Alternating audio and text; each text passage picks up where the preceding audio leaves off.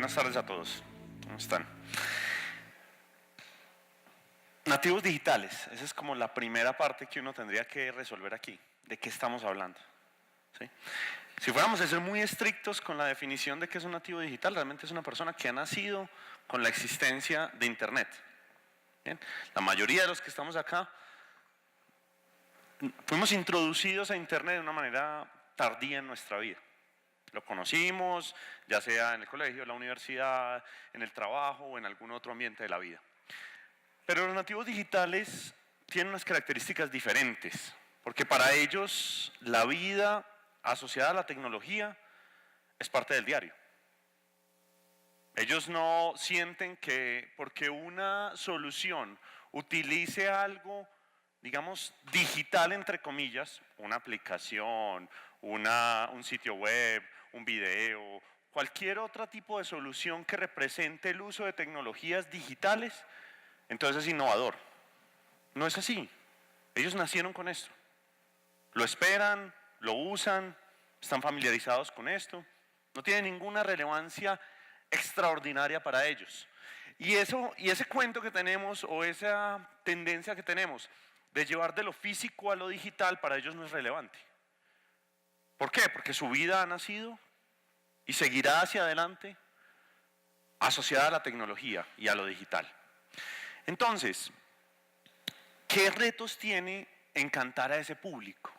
O llegar a ese público. O diseñar propuestas de valor que realmente enganchen a ese público. Y me encanta la definición de propuesta de valor, que realmente es algo que nos diferencia de los demás, que hace que me prefieran a mí como organización, como servicio, como producto, sobre cualquier otro. Entonces, en esa línea hay que reconocer algo. Y esto además es una tendencia que venimos viendo en Accenture a nivel mundial, no solo acá en la región, y es digital ya no es el foco de la experiencia.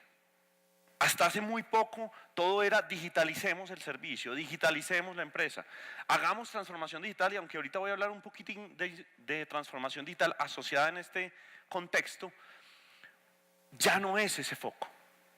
No estamos hablando de que el servicio tiene que ser 100% digital todo el tiempo, no. Y particularmente para esas personas que son nativas digitales, se trata es que se vuelva un habilitador de experiencias. O sea, digital tiene que ser un soporte, un acompañante. No es la razón de ser, no es el motivo principal. No debería serlo. Claro, facilita, acelera, permite una cantidad de dinámicas nuevas, pero no es el foco. La experiencia no se debe diseñar para un nativo digital en que sea solamente 100% digital. Esa no es la clave. Entonces, ¿cuál es la clave? ¿Qué es lo que tenemos que hacer?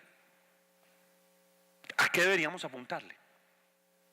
Bueno, el reto es enamorarlos. Y eso suena muy fácil. ¿Okay?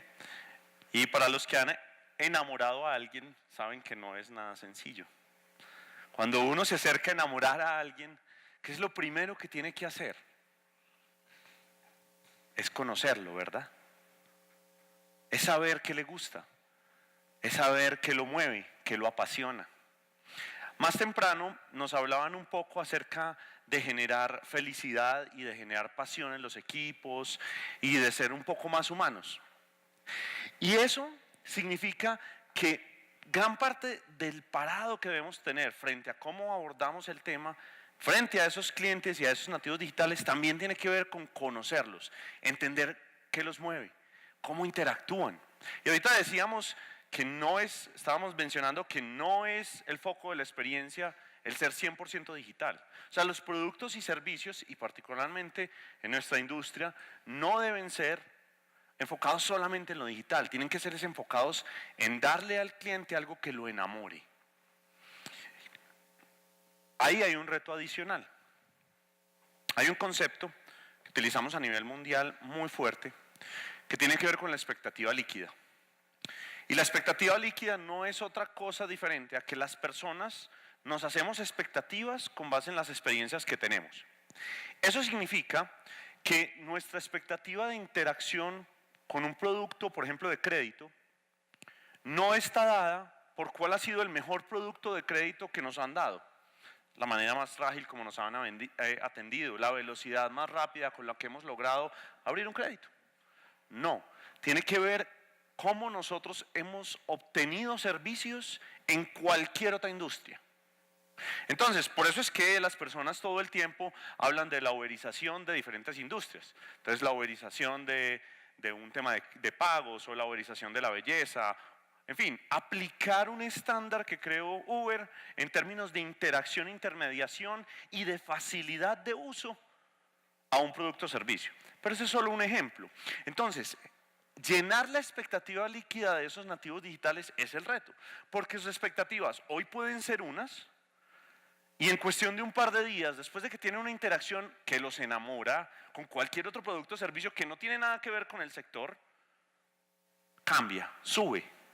Por decirlo así, es una barra de experiencia que va subiendo a medida que las personas van viviendo y van experimentando productos, servicios y experiencias que los enamoran. Entonces, ¿la métrica cuál debería ser? La métrica debería ser qué tanto estamos encantando a esos nativos digitales. Obviamente eso aplica también para el resto de los clientes, ¿no? No estamos hablando solamente de los nativos digitales, pero para ellos es particularmente sensible esto. ¿Por qué? Porque presentan aún menor fidelidad que los millennials. Y los millennials de por sí ya somos bastante complicados. Entonces, ¿de qué estamos hablando? Esa métrica de éxito es encantamiento. Adicionalmente, la diferenciación se trata es de cambiar la manera como ejecutamos para poder encantar. Significa entender nuevamente, esto lo voy a mencionar varias veces, entender al cliente, pero entenderlo a profundidad, entender qué lo mueve, qué lo apasiona, eso es lo que significa. Significa que nosotros no debemos estar concentrados en el diseño de productos y servicios solamente, sino en cómo los productos y servicios están logrando encantar. Y eso requiere un set de skills totalmente diferente. Entonces, ¿cuál es el destino que nosotros proponemos? Realmente, si la batalla es la experiencia, o sea que lo difícil y lo retador es mantener una experiencia que enamore cuando la barra del cliente cambia todos los días, y eso significa que un servicio que es supremamente disruptivo y puede enamorar a una persona porque es capaz de hacer algo de una manera, puede ser 100% o parcialmente digital, pero que le gusta. En 2 o 3 meses experimenta algo diferente y ya no le gusta más, ya no lo enamora, ¿sí? Y para los que somos casados, ahora que estaban hablando de eso, saben que ahí hay un reto muy grande, ¿verdad?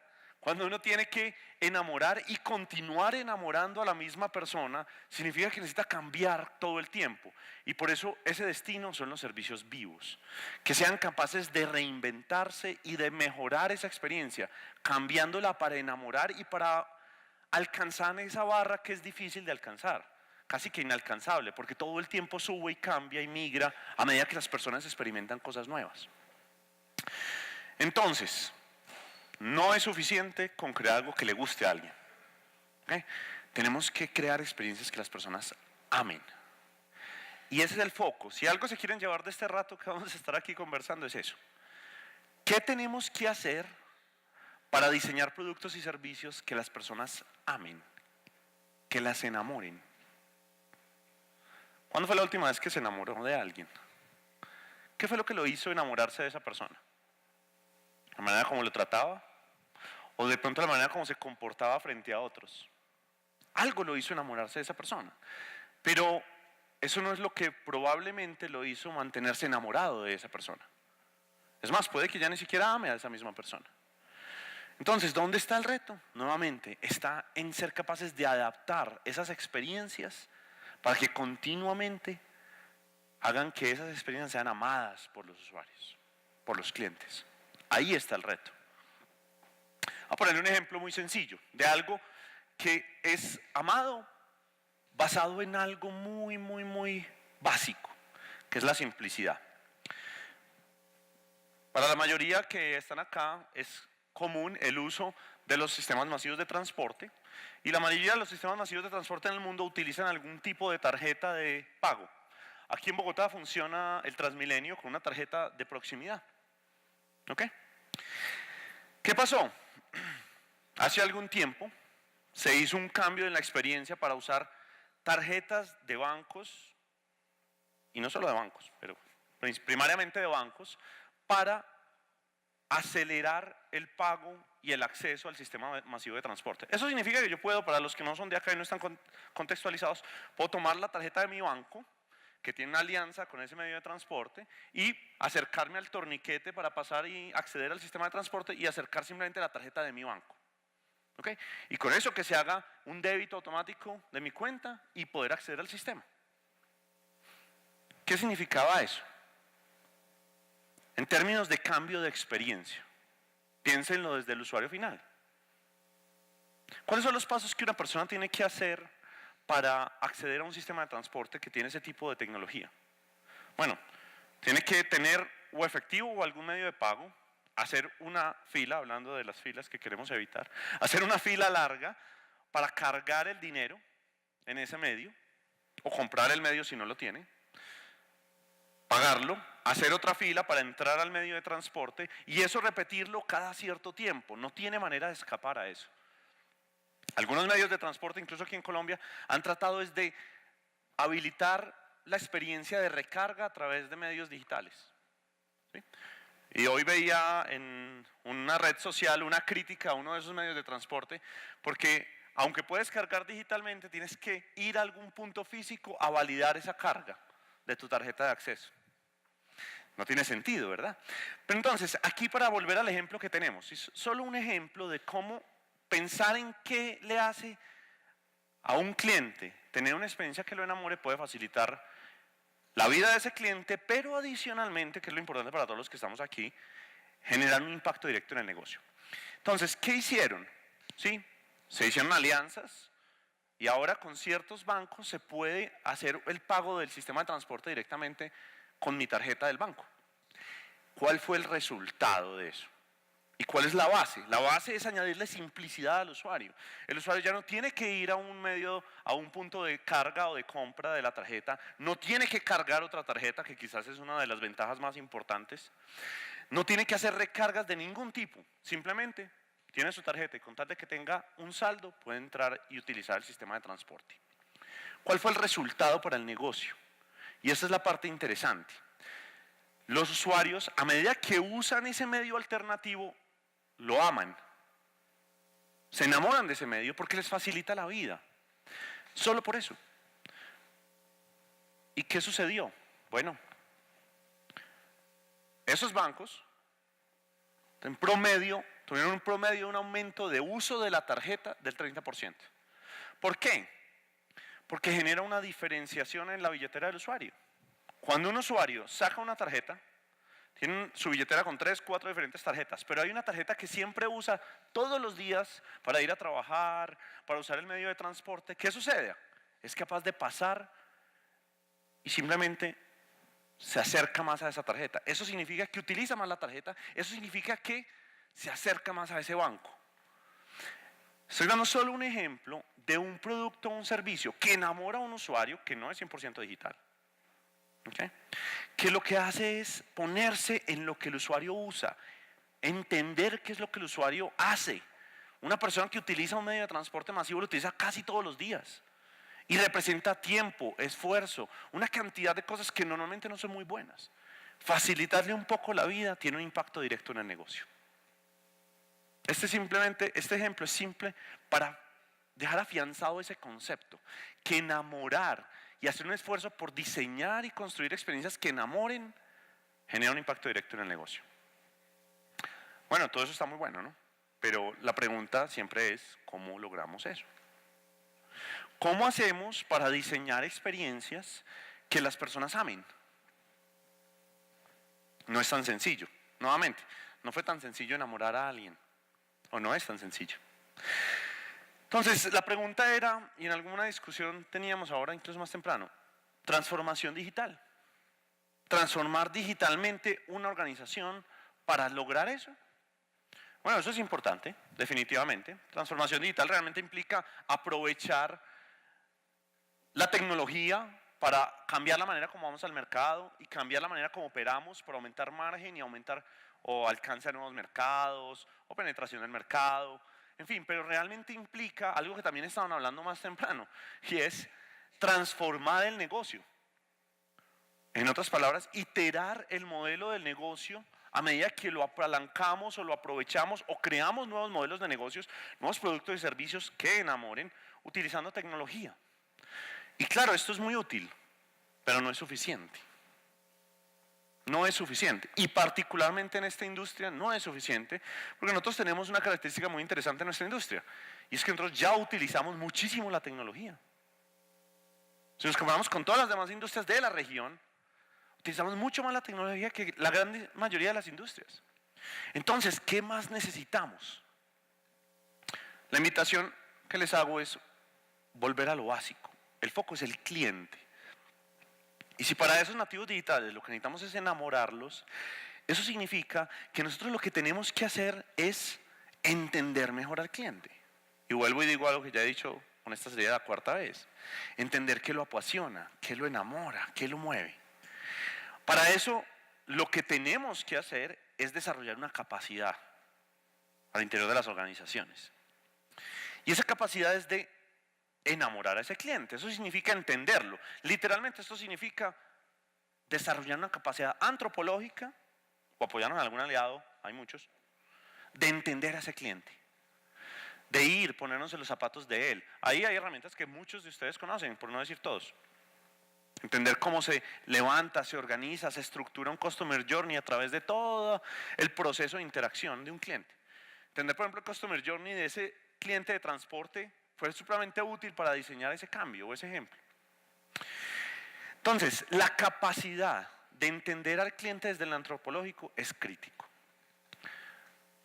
Ser capaz de modelar y diseñar experiencias también es crítico.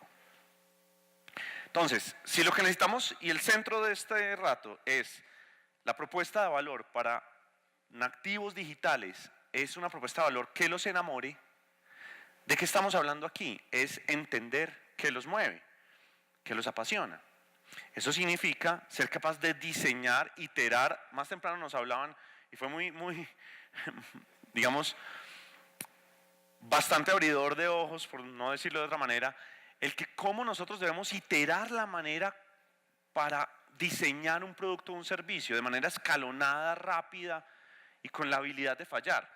Yo llevo muchos años trabajando con la industria desde este lado del diseño de las experiencias, y lo que más me ha llevado a la sorpresa es esa negativa a creer que o a atreverse a salir con productos parcialmente terminados o que estén al 90%, simplemente esperando la perfección del 150%, donde se acaba la plata en el 130 y nunca salimos.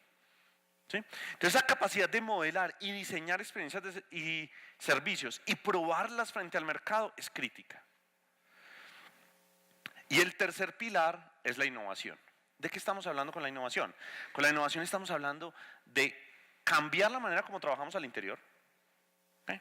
O sea, esa cultura ágil que habían mencionado varias veces, de hecho ahorita en los paneles lo mencionaron, no es fácil, pero es una necesidad para desarrollar la capacidad de enamorar al cliente.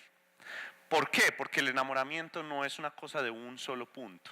Usted nunca conoce a alguien en la calle, lo mira un instante y se enamora. No, puede que le guste, pero que se enamore profundamente. Eso pasa con la interacción. Y así sucede aquí.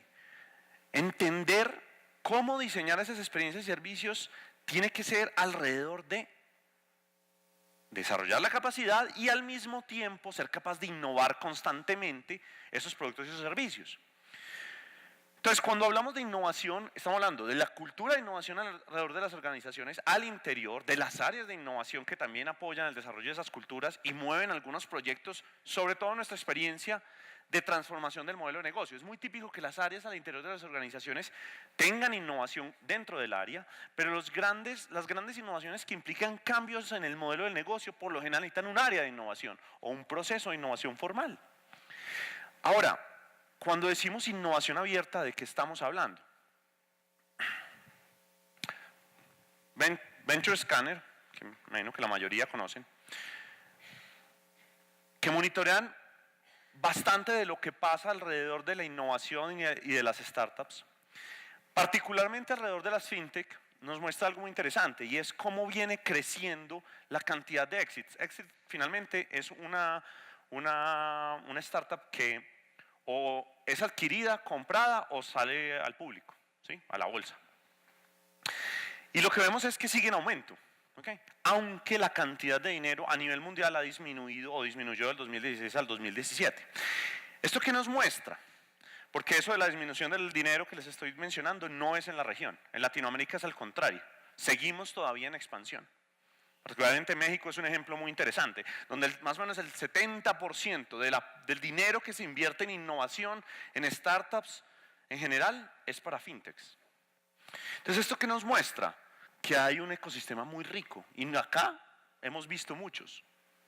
¿Sí? Entonces, cuando hablamos de innovación abierta, cuando uno mira qué está pasando con esas fintech y mira cuáles son las diferentes características de en dónde están, cuántas hay, qué es lo que hacen, cómo se especializan en cada uno de los puntos de la industria, qué tipo de fintech son, casi que la categoría, yo sé que varios de los que están aquí de pronto me van a mirar feo después cuando hable de categoría de una fintech, pero desde el punto de vista de las empresas que están en la industria, es cómo clasificar o cómo entender qué hace o qué resuelve del negocio esa fintech, que evidentemente es algo que las empresas del sector, entiéndanse los bancos primariamente, no resuelven.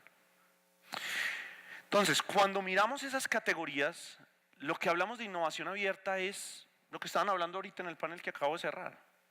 Traerlos a la mesa, integrarlos, ser capaces de trabajar juntos. Algo que nosotros hacemos todos los días, pero finalmente es cómo yo logro en un negocio tradicional apoyarme en la innovación y la velocidad que también mencionaron ahora, que ponen en la mesa las startups para cambiar la manera como presento un producto o servicio para que sea algo que enamore a ese cliente. Esa es la duda, ¿sí? Y eso es lo que es la innovación abierta. Entonces, el camino típico hacia la innovación abierta, ¿cómo funciona? Sí, las empresas normalmente dicen, no, los startups sí, muy interesante, etcétera, pero hemos visto cómo a través del tiempo, y ahorita vemos varios ejemplos, y de hecho de este evento, varios de nuestras empresas de acá de Colombia y de la región han sido patrocinadores especialmente porque han ido venciendo esa primera parte de la negación, empiezan a trabajar con las fintechs, a probar esos productos, a entender por qué son diferentes, ¿sí? Y finalmente son capaces de pasar esa raya y colaborar. Eso es innovación abierta también.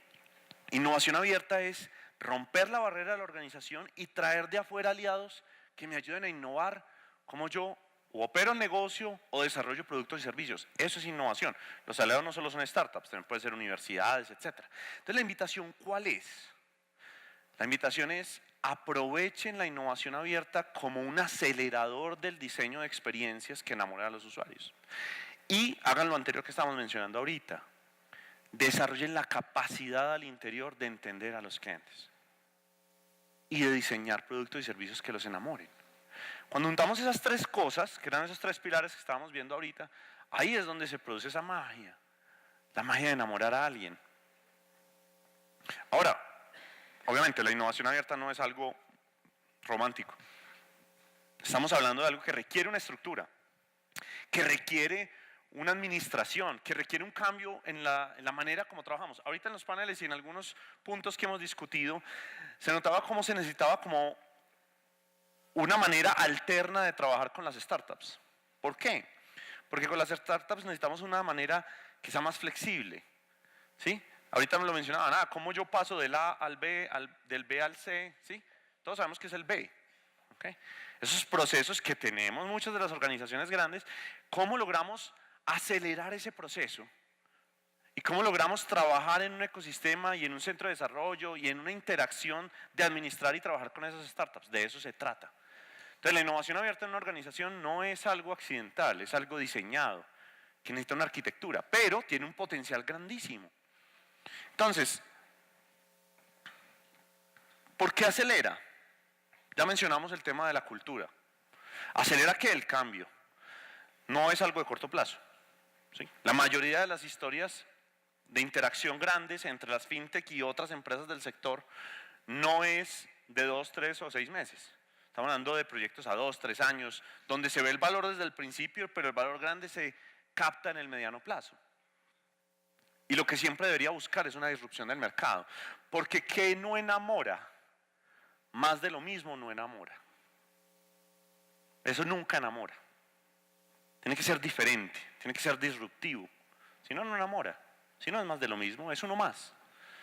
Entonces ahí está el reto, tiene que ser diferente.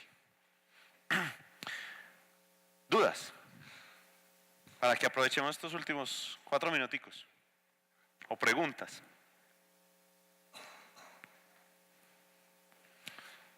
No me preocupé, o quedó muy claro o no tan claro. Para que se lleven entonces.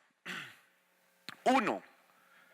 La propuesta de valor para los nativos digitales es el enamoramiento. Eso significa básicamente ser capaces de diseñar productos y servicios basados en entender muy bien al cliente. Eso significa literalmente desarrollar capacidades o alianzas que me permitan de manera antropológica entender al cliente. Y por eso es que cada vez más vemos en startups y en empresas consolidadas del sector financiero, antropólogos, filósofos y una cantidad de personas que tienen unas capacidades que los ingenieros, los diseñadores y otros no tenemos. Adicionalmente significa desarrollar una cultura ágil de innovación y aprovechar la innovación abierta. Y sí, transformar el negocio aprovechando la tecnología, que eso es lo que es transformación digital. No estamos hablando de hardware, de software, estamos hablando de un pensamiento continuo, de revisar lo que hay tecnológicamente para cambiar la manera como salgo al mercado y cómo opero. Eso es transformación digital. En resumen, la propuesta de valor para los nativos digitales requiere enamorarlos.